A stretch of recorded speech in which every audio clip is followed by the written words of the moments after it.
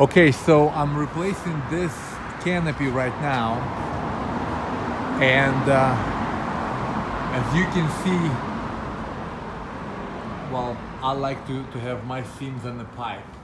This is why it broke, because it right away it was not supported by the pipe. And somebody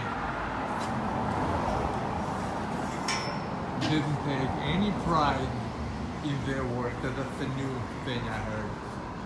Think of it. The seam is right in the face of the canopy. I'd be upset if we did that. I'd be really, really annoyed. Anyway, this is an old installation, but these kind of, you know, single stitch here, I mean, unbelievable. So now this is different company, and the thing about it, you will see no seams anywhere from inside. Okay, and the frame, of course, made right. The customer chose not to enamel the frame, but still looks nice. And so what my wife makes me do is to put every seam on the pipe, not just wherever the seam falls. Okay, that's a better picture of it. And of course in front, no wrinkles anywhere, everything's tight.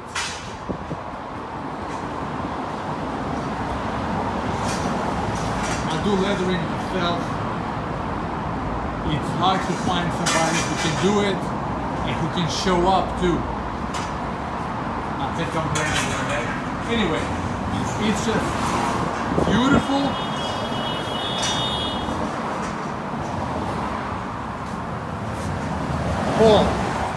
The end.